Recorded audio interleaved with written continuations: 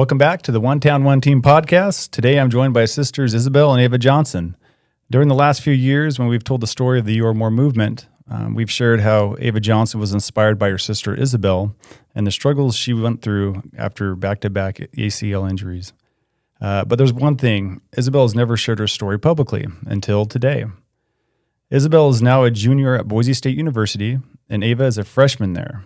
Obviously, they aren't far removed from the high school, so I know their voices are ones our students will connect with.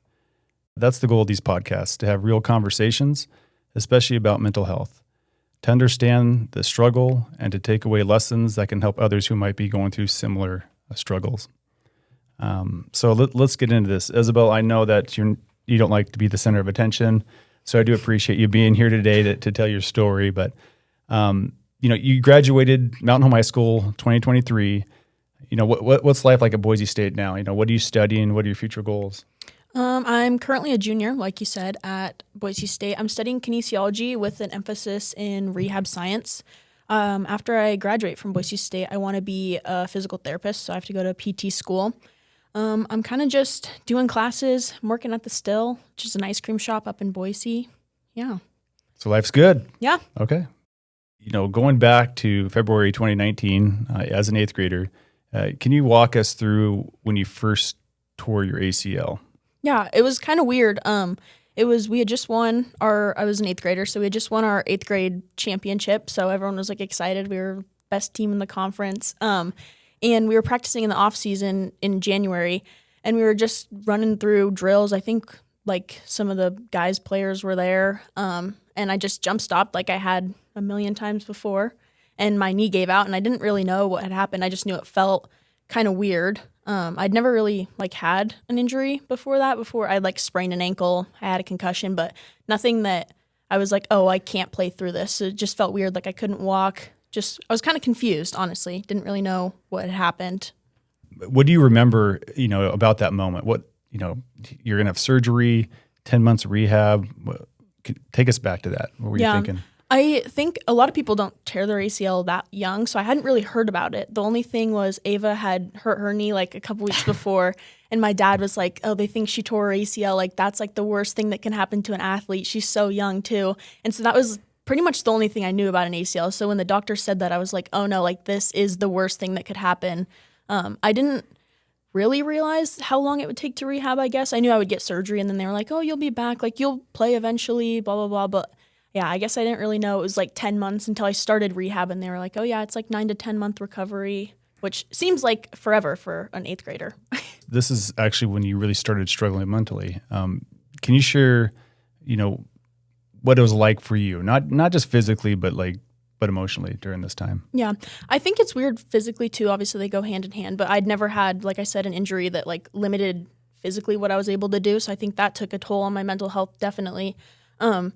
I think one thing was going into high school, unable to play something that I knew I was good at. I was so excited to play basketball in high school, volleyball, run track, all the things, and I wasn't able to play volleyball and I was cleared late into the season for basketball. But I think it was just weird watching all my friends, teammates, practice, play, go to tryouts and stuff for all these sports that I wish I could play. And so I feel I kind of isolated myself a little bit from just my friends, my teammates, all that stuff. I just didn't want them to not have an experience and them to feel bad for me, but when they could still play. I feel I wanted them to have their experience in high school, and I didn't want my own personal injuries and mental health stuff to hinder that for them. So I feel I took a step back. During that time, again, struggling mentally, did you feel you could ask for help? Did you find yourself seeking help, or did you just try to hide it? I think a little bit of both. I think from my friends, I was definitely trying to hide it a little more. From my parents and Ava, I think they could definitely tell, and I definitely talked to them a lot more. My mom likes to call them therapy drives. I used to go on with my dad. We were just go and drive, and he'd be how are you feeling about all this? And yeah, I think that was really helpful. I think talking to people is something I wish I would have done more. I think that definitely would have helped, but my family was definitely there for me. So you get through that, you go through the rehab process, again, 10 months, and that puts you back midway through basketball season, your freshman year. So you get back to doing that. You have a full sophomore year, and then junior year. And I remember watching this game, Isabelle. You go back to Canyon Ridge and Twin Falls, playing a game, and down you go again with another ACL tear. What was going through your mind at that moment? I think as soon as it happened, I knew, I don't know if you can necessarily explain what an ACL tear feels like unless you've experienced it, but obviously I had at this point, so I knew immediately. I was like, something's not right. I remember I looked at one of my teammates and I was like, get keener, not good. And then the athletic trainer came over. She did the ACL stability test, and she's like something's definitely off, but I think you're good. And I remember saying no, it's my ACL, it's gone. And she was like, no, I'm just gonna get you some ice. And I remember I was just immediately in that moment I knew. How did that compare, from the first time it happened?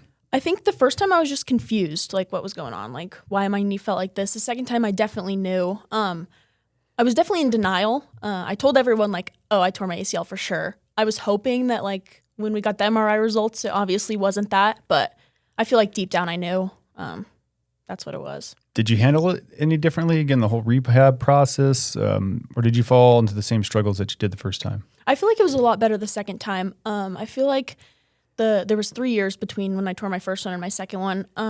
I feel like not being able to play sports for that 1 year the first time kind of forced me to step outside of sports. I guess athletics in general was kind of all I knew. I started playing basketball in second or third grade, and played volleyball and ran track and all the things. So I feel like it forced me to take a step back from sports and involve myself in other things. So I joined clubs within the school, so I still felt like I was pretty involved.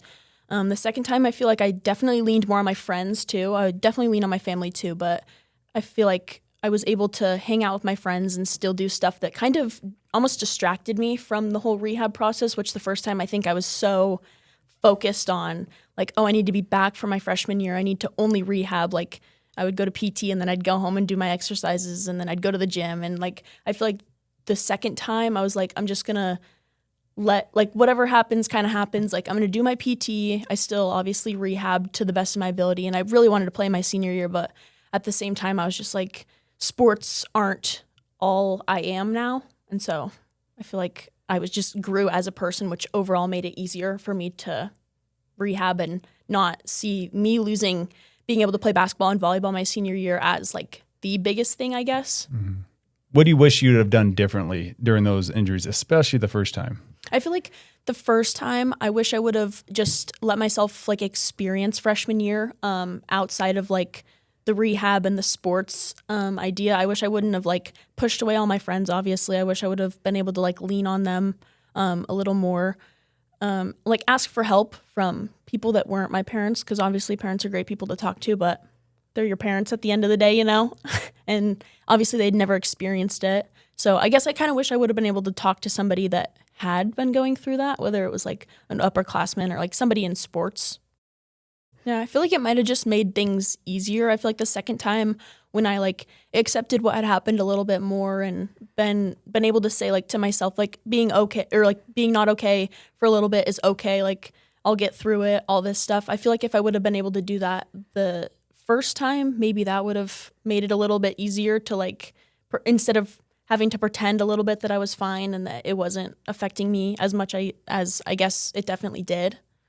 The reason I think that your story is pretty powerful here is that on the outside, and you're looking at paper on Isabelle Johnson, straight A student, the teachers loved you, you had a great group of friends, you're a student athlete playing multiple sports, very supportive family, yet inside you're really struggling. Yeah. Again, we'll go back to that first time especially, but what do you want people to understand about that?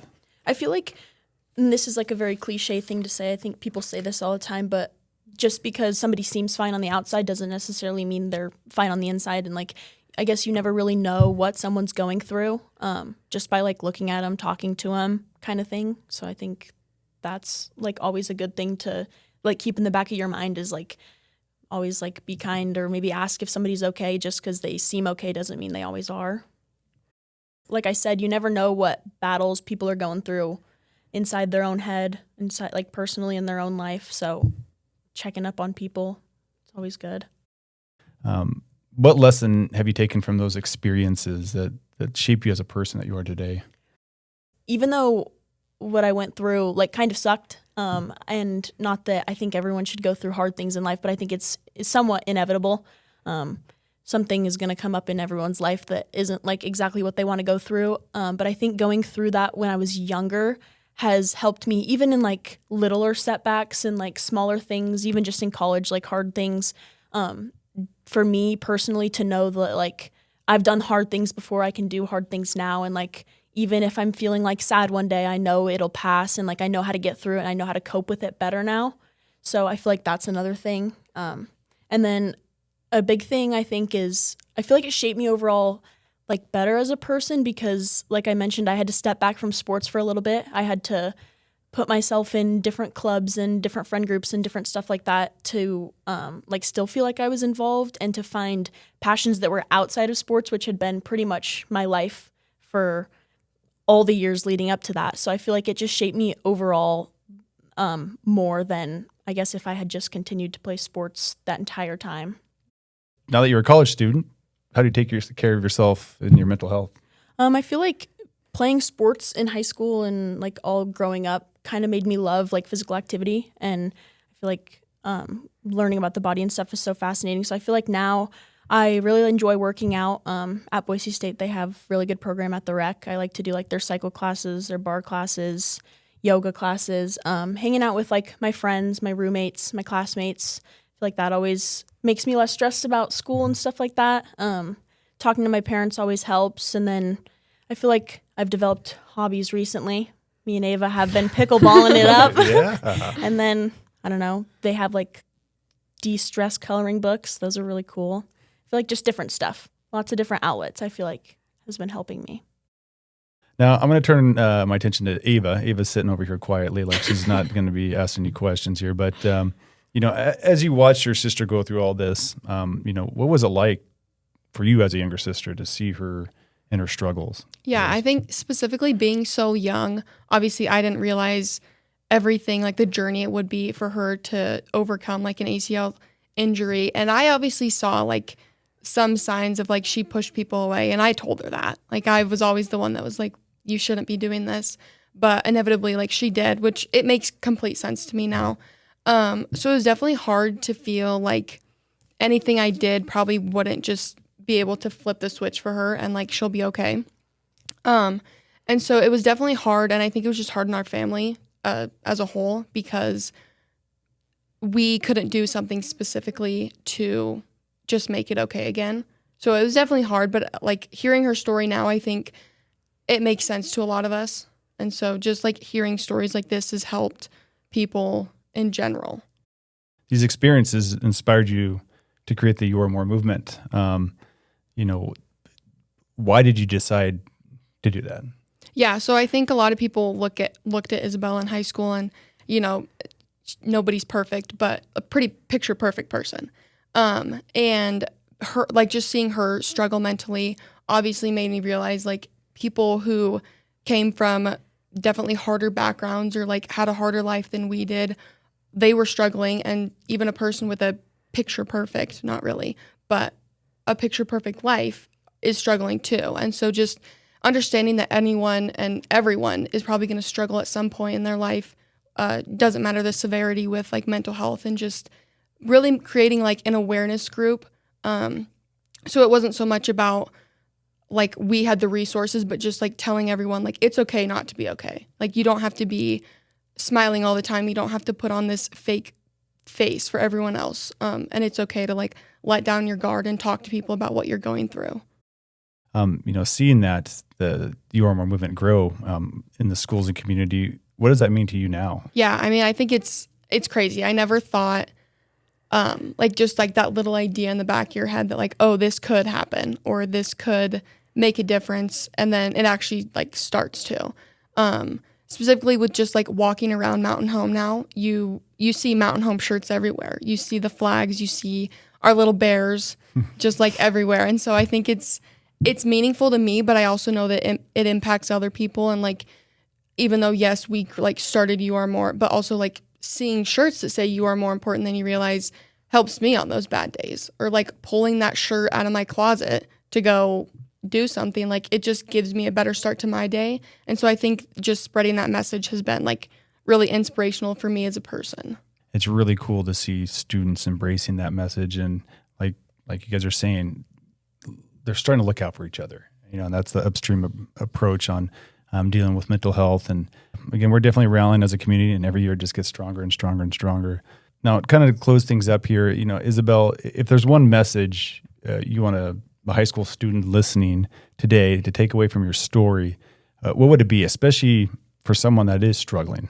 I feel like one big thing is to admit that it's okay not to be okay, but that doesn't mean that you have to like struggle internally by yourself. I think reaching out to people, whether that's a counselor, a teacher, a friend, parent, anything like that, is like there's a lot of power in reaching out for help and trying to get help when you're struggling, and it doesn't have to just be you against the problem, that there's people out there that can help you and that want to help you.